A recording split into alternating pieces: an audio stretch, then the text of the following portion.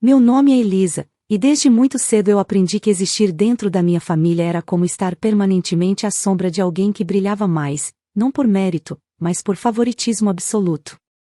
Eduardo, meu irmão mais novo, era celebrado como se tivesse vindo ao mundo com algum tipo de luz celestial, enquanto eu era tratada como uma presença que precisava ser tolerada. Lembro-me nitidamente da sensação de me espremer pelos cantos da casa, como se o próprio ar ao meu redor fosse um aviso constante de que eu ocupava espaço demais.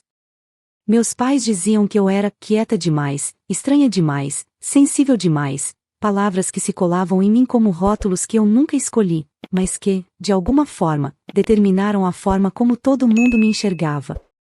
As primeiras memórias que tenho da minha infância são cheias de cenas em que Eduardo era o centro de tudo. Meus pais sorriam para ele com um orgulho tão exagerado que eu me perguntava se algum dia eles seriam capazes de olhar para mim daquele jeito. Se ele desenhava um rabisco torto, minha mãe mostrava para a vizinhança inteira dizendo: "Olha só o talento do meu menino." Se eu tirava uma nota alta, meu pai dizia apenas: "Fez mais que a obrigação." Eu tentava não demonstrar que doía, mas a verdade é que, por dentro, parecia que cada pequena comparação arrancava um fiapo da minha autoestima. Cresci entendendo que, para eles, eu não precisava ser vista, apenas útil, discreta e sempre pronta a ceder espaço ao preferido. Recordo-me de um episódio que até hoje ecoa na minha memória. Era aniversário de Eduardo, e a casa estava cheia de convidados, gargalhadas e elogios exagerados. Ele corria pela sala exibindo um carrinho novo enquanto meu pai dizia: "Esse menino vai longe, vocês vão ver." Eu estava de pé perto da mesa, segurando uma travessa de doces que eu mesma tinha ajudado a preparar com todo cuidado. Quando tentei entregar para minha mãe, ela mal olhou para mim e disse apenas: "Deixa ali no canto, Elisa." Coloquei a travessa exatamente onde ela mandou, mas senti meu coração afundar ao perceber que ninguém sequer notou o esforço que eu tinha colocado ali. Era como se tudo o que eu fizesse fosse automaticamente apagado pelo brilho exagerado que davam ao meu irmão. Com o passar do tempo, aprendi a me recolher ainda mais.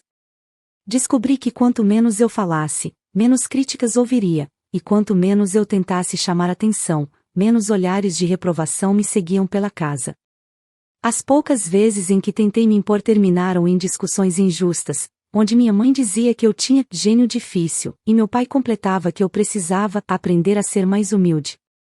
Eu me perguntava como alguém podia ser humilde quando nunca teve sequer a chance de ser valorizada. Mesmo assim, por trás de toda aquela dor silenciosa, algo começou a crescer dentro de mim, algo que minha família jamais percebeu ou entendeu.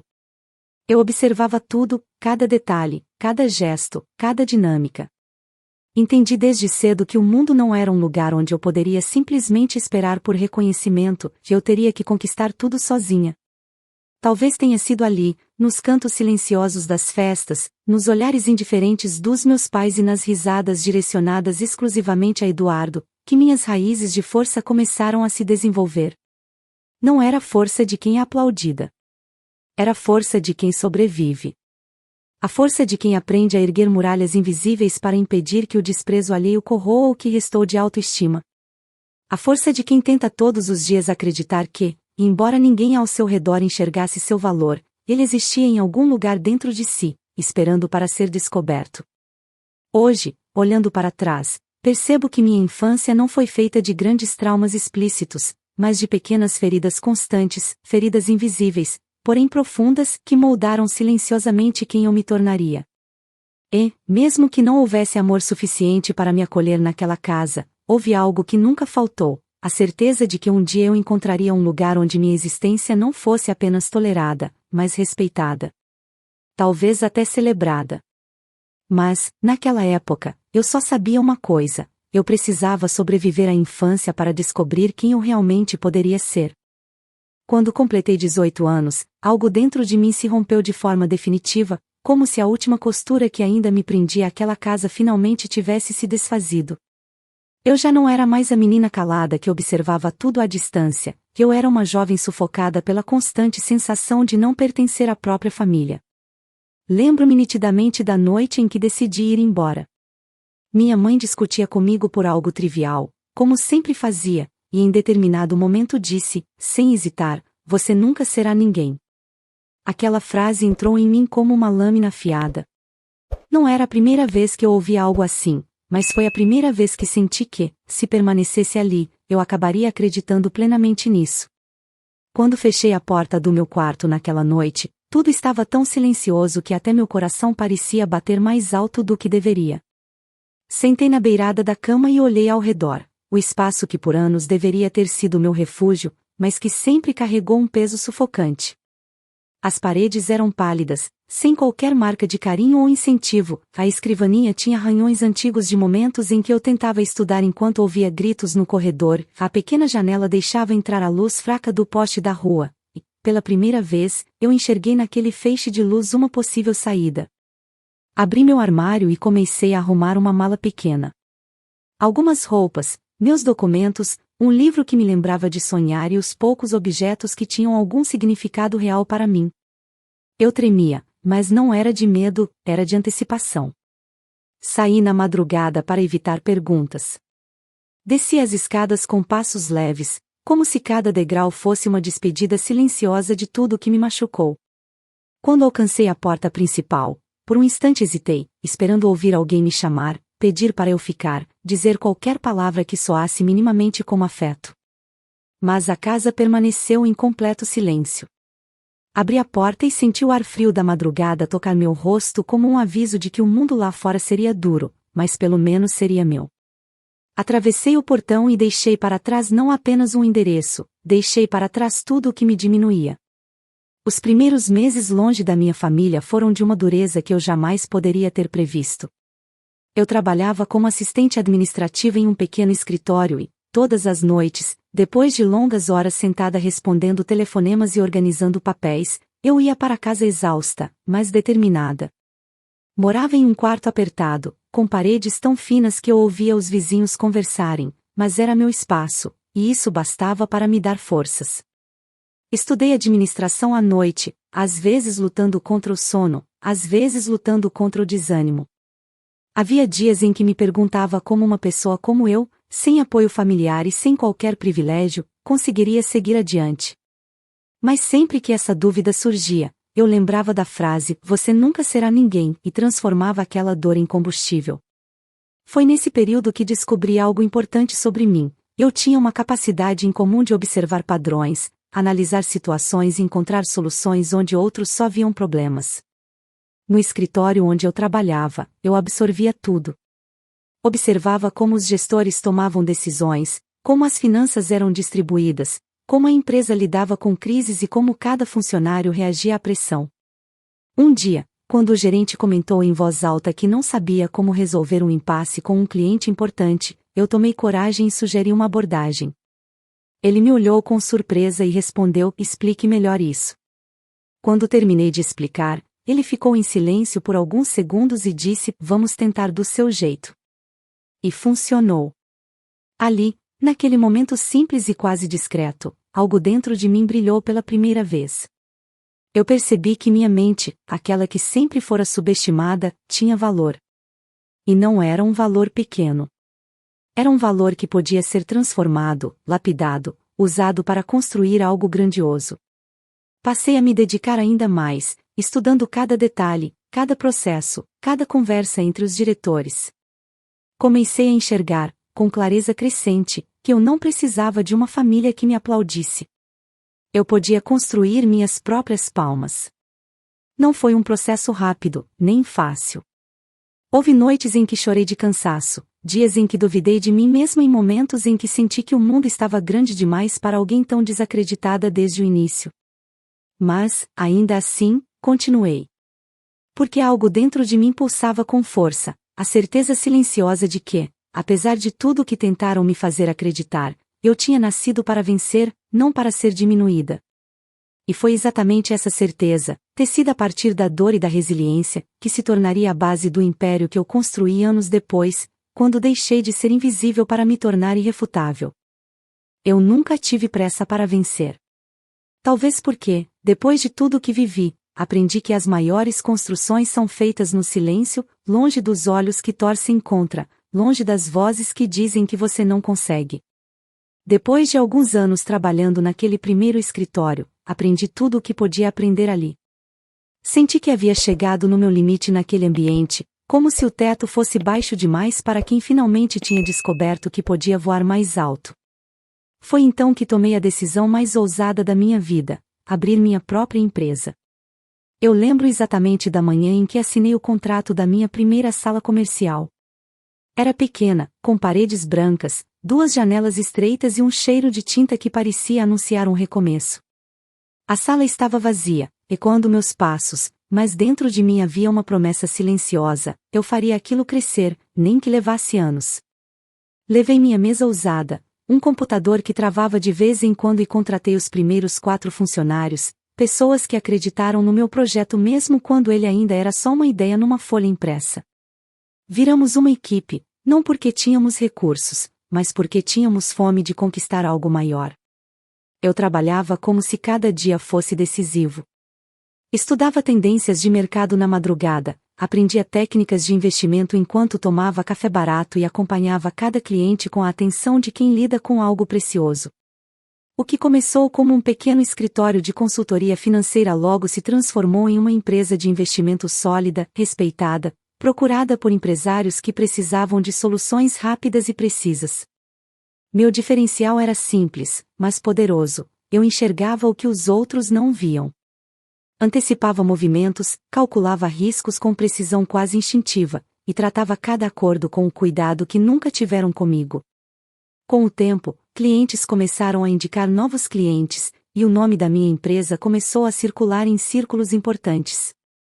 Eu, no entanto, fazia questão de manter minha identidade discreta. Não era segredo, mas também não era algo que eu divulgava.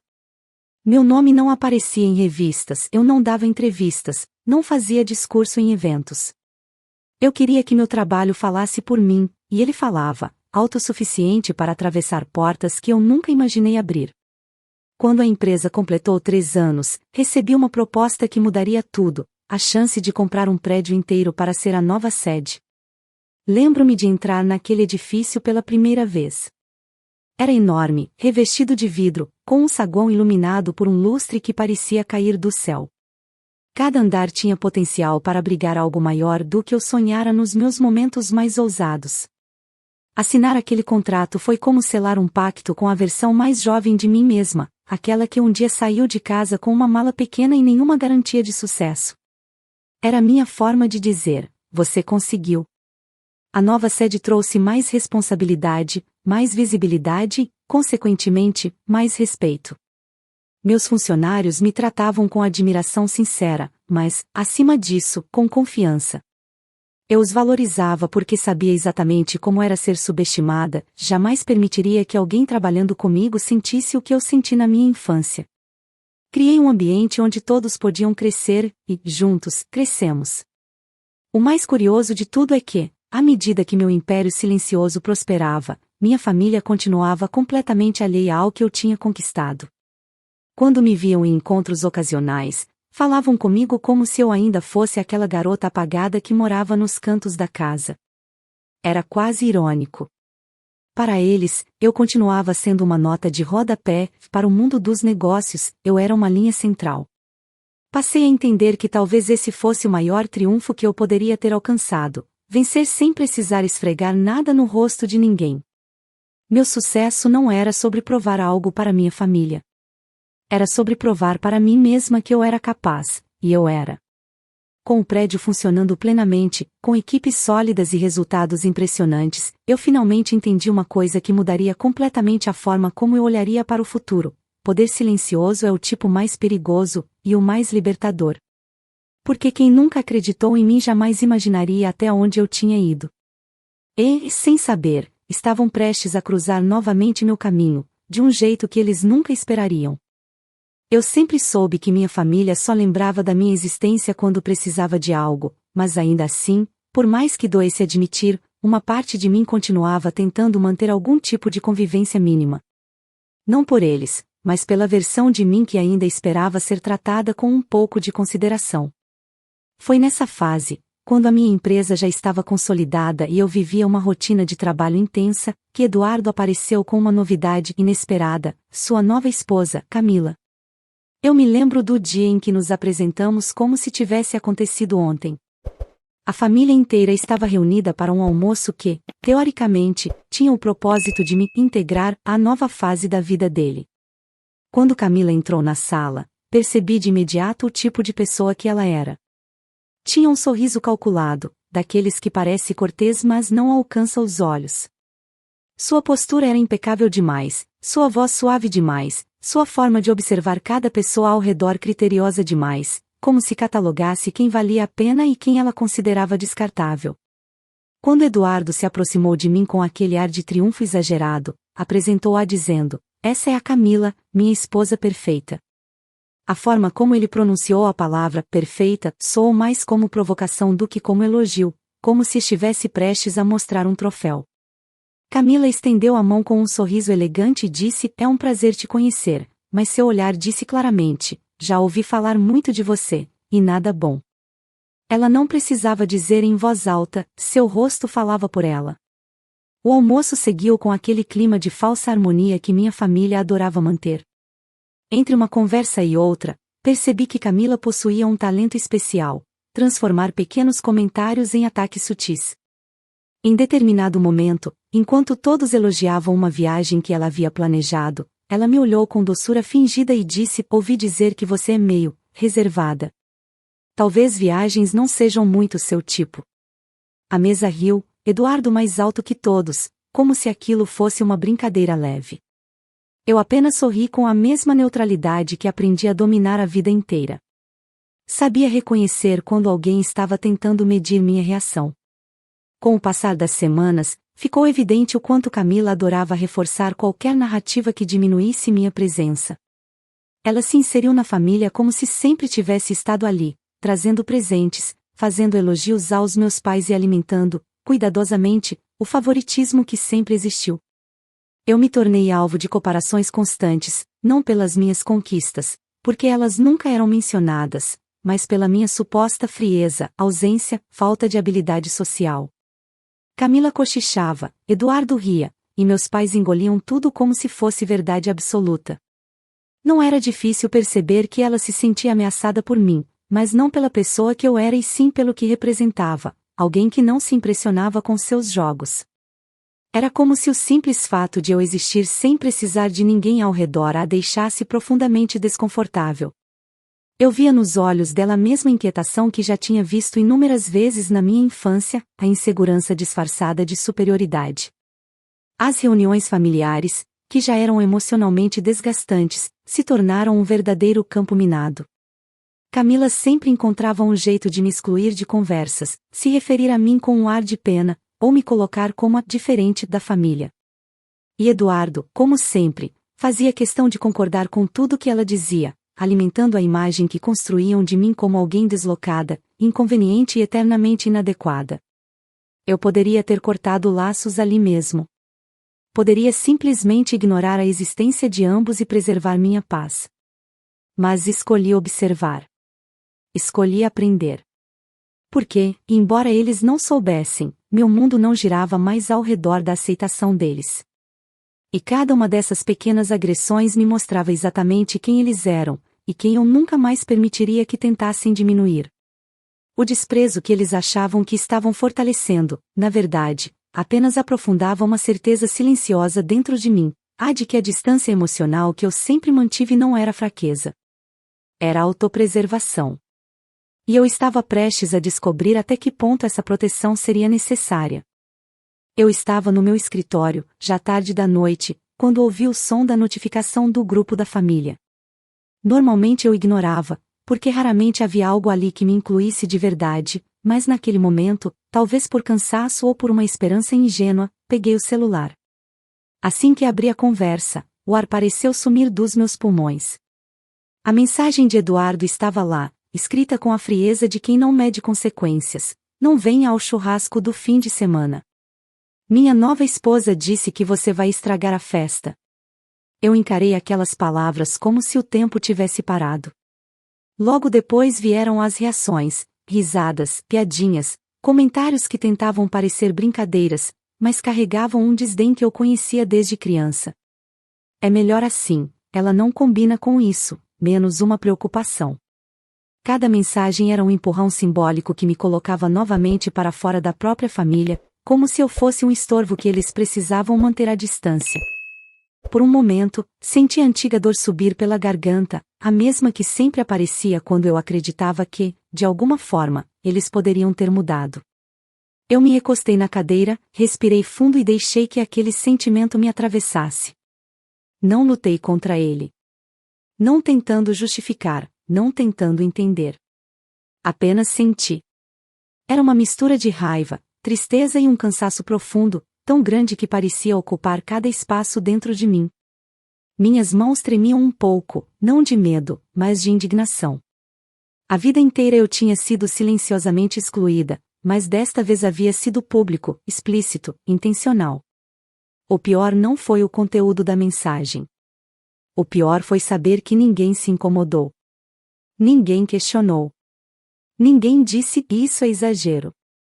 Era como se todos estivessem apenas esperando por uma oportunidade perfeita para reafirmar meu lugar naquela dinâmica, do lado de fora. Eu encarei a tela do celular por longos segundos, sentindo a humilhação arder como se queimasse algo dentro de mim. E então, com a voz firme que eu nunca tive coragem de usar em casa, mas que finalmente existia dentro de mim, digitei apenas uma palavra: entendido. Enviei e fechei o celular. Meu escritório ficou completamente silencioso, exceto pelo leve zumbido do ar-condicionado. Olhei ao redor, a mesa de mármore, os painéis de vidro, a cidade brilhando do outro lado da janela. Aquilo tudo era fruto do meu esforço, da minha inteligência, da minha resistência, nada daquilo tinha vindo deles. E, pela primeira vez, percebi que eu não precisava da aprovação de pessoas incapazes de enxergar o valor de ninguém além de si mesmas. Mas, mesmo assim, naquela noite eu chorei. Não pela mensagem. Não por ter sido excluída. Chorei por ter permitido, durante tanto tempo, que a opinião deles tivesse alguma relevância sobre quem eu era. Chorei por todas as vezes que eu torci para que me tratassem com um pouco mais de respeito. Por todas as vezes em que me curvei para evitar conflitos, quando eu tinha força suficiente para ter erguido a cabeça. Chorei por quem eu fui, não por quem eu era naquele momento. Quando as lágrimas cessaram, algo novo tomou forma dentro de mim. Uma calma estranha, quase fria, mas libertadora. Eu percebi que aquela mensagem não tinha sido um ataque, tinha sido um estupim. Um divisor de águas. Um ponto final em uma história que eu continuava forçando a permanecer aberta. E eu sabia, com uma clareza absoluta, que no dia seguinte eu não seria mais a mesma. Que a Elisa que aceitava tudo em silêncio não existiria mais. Amanhã, Eduardo e Camila tinham uma reunião agendada na minha empresa, e eles ainda não faziam ideia de quem era a verdadeira dona daquele lugar. A ironia da situação me atingiu com uma força quase poética. Era como se o universo tivesse alinhado aquele momento para que laços que nunca foram recíprocos fossem finalmente cortados. Eu limpei o rosto, ajeitei meus cabelos e me levantei. Pela primeira vez em muitos anos, senti um peso sair das minhas costas.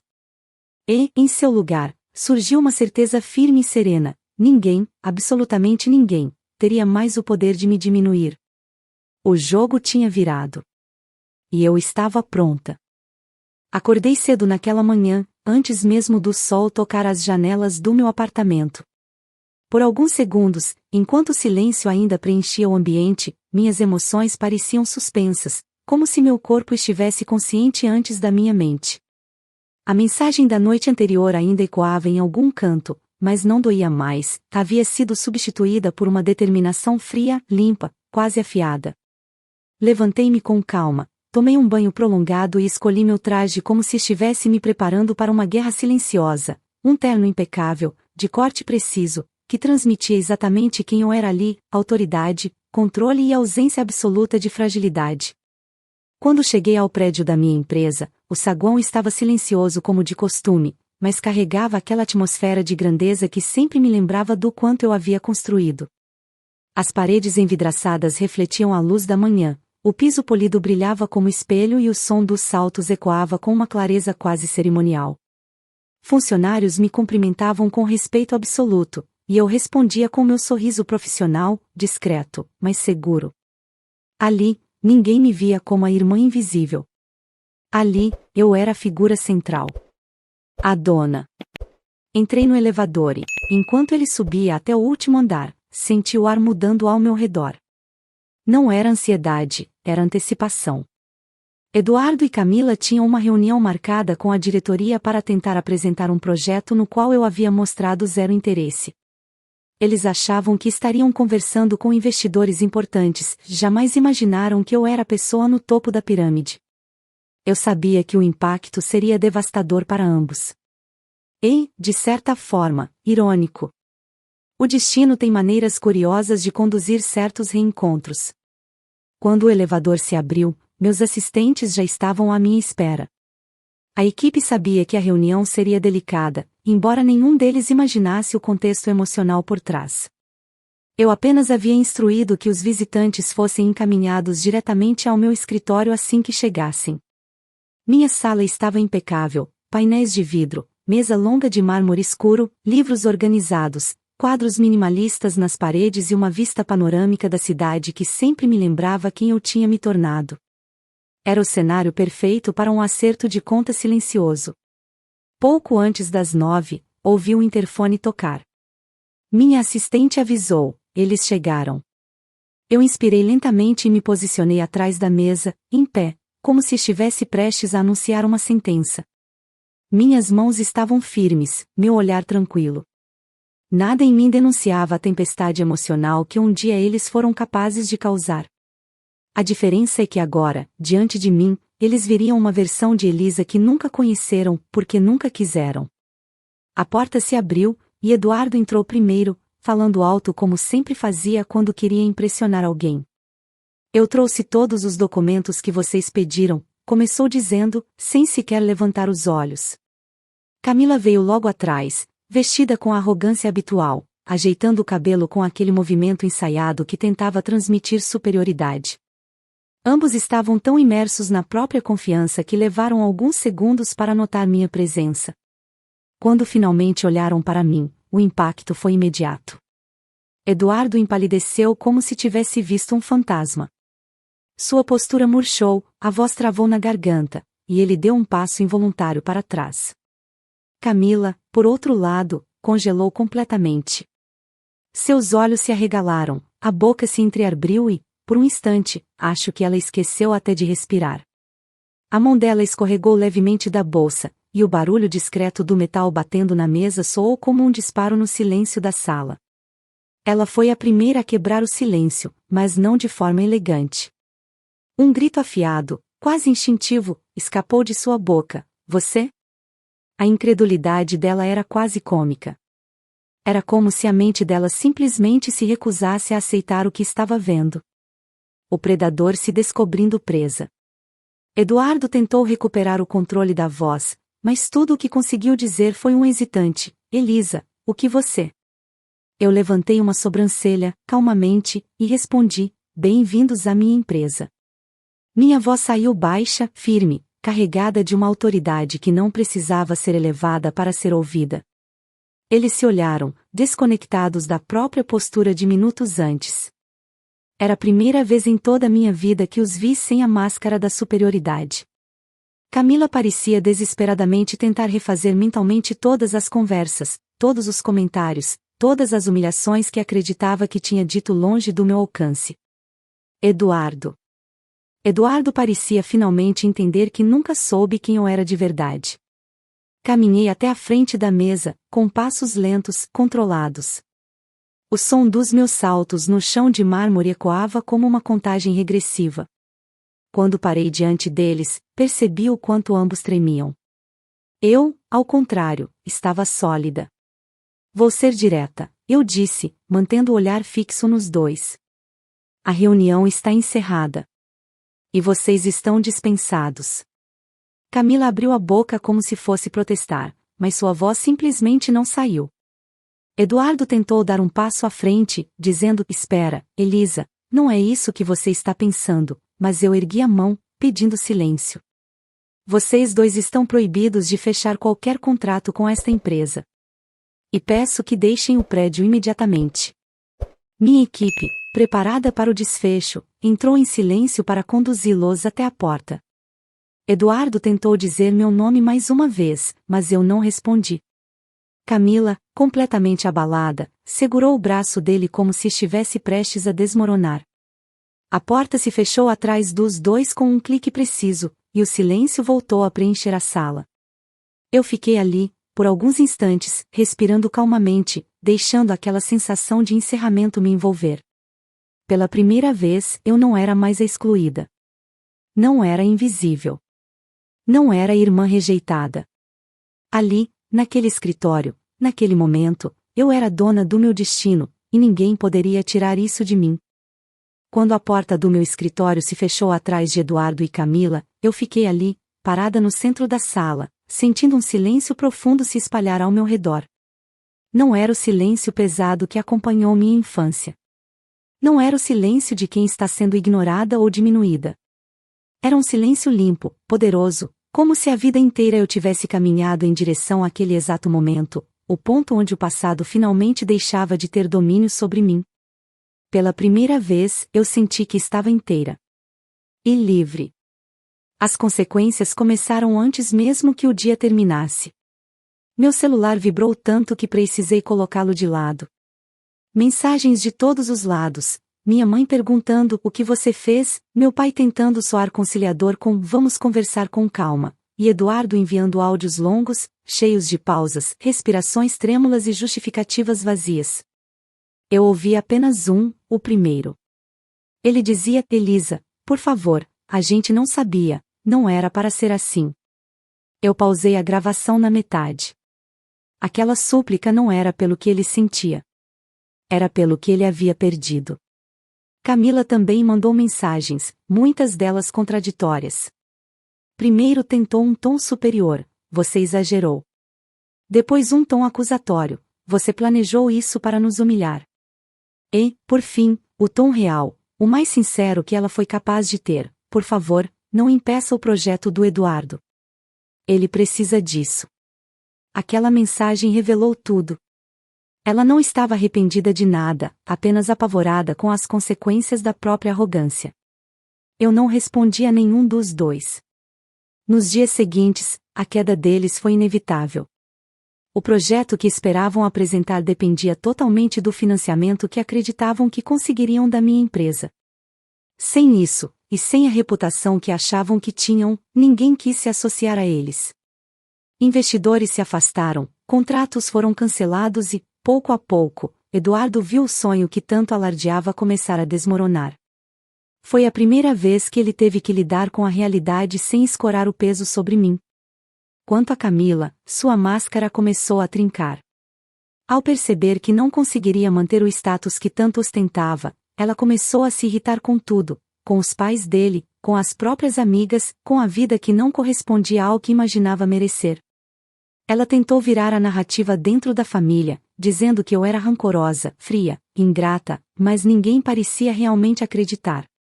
Talvez porque, pela primeira vez, eles foram obrigados a enxergar quem ela era sem o verniz social. Meus pais, por outro lado, ficaram divididos entre a vergonha e o choque. Eles nunca imaginaram que eu tivesse construído algo tão grande, tão sólido, tão indiscutível. Minha mãe me ligou várias vezes, sempre começando com frases como nós só queremos entender, ou você poderia ter falado antes. Mas eu sabia o que ela realmente queria, não compreensão, mas controle. Só que dessa vez ela não tinha acesso nem à minha vida, nem ao meu coração. Meu pai tentou ser mais diplomático, mas suas tentativas de neutralidade soaram como o mesmo discurso de sempre: a família deve ficar unida. Uma frase fácil de dizer para quem nunca sofreu as consequências desse suposto laço. Eu não sentia raiva. Não sentia vontade de revidar.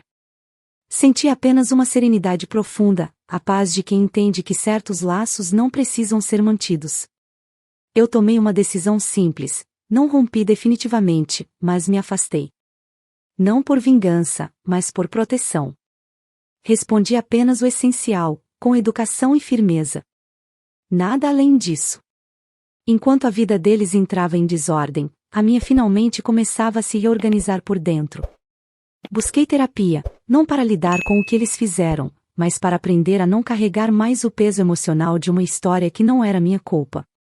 Comecei a caminhar de manhã, 1 hora só para mim, sem ruídos externos. Retomei hobbies que havia deixado para trás, ler, cozinhar, escrever pensamentos soltos em um caderno. Coisas simples que me conectavam à versão de mim que sempre esteve lá, escondida, esperando espaço. E, com o tempo, eu entendi algo que mudou completamente minha perspectiva. Eu não precisava que minha família reconhecesse meu valor. Eu já o conhecia. Eu já era dona da minha vida, do meu silêncio, da minha força e de tudo o que construí. Não faltava mais nada. O mais curioso foi que, quanto mais eu me fortalecia, mais clara ficava a verdade sobre cada um deles. Eduardo não era cruel, era fraco. Camila não era superior, era insegura. Minha mãe não era uma vilã, era limitada emocionalmente. Meu pai não era justo, apenas conveniente. E eu, que um dia me achei pequena demais para ser vista, era, na realidade, a única que nunca precisou diminuir ninguém para existir. O ponto final da minha história com eles não foi uma grande briga, nem um diálogo dramático. Foi um gesto simples. Eu silenciei o grupo da família. Um toque. Um ícone riscado. E, naquele instante, senti como se estivesse apagando um eco antigo que me acompanhava desde a infância. Hoje, quando entro no meu escritório e vejo a cidade inteira através dos vidros altos, eu me sinto maior do que tudo o que já tentaram me fazer acreditar. O mundo é enorme, e eu encontrei meu lugar nele, longe das sombras, longe das vozes que me diminuíam, longe das expectativas tortas de quem nunca me viu de verdade. Eu escolhi a mim. E, ao fazer isso, encontrei algo que sempre esteve fora do alcance da minha família. Liberdade. Respeito. E, acima de tudo, paz. Fico muito feliz por você ter ficado até o final do vídeo. O que você achou dessa linda história? Coloque nos comentários sua opinião, deixe seu like, se inscreva no canal, e ative o sininho de notificações para não perder uma história preciosa. Até a próxima!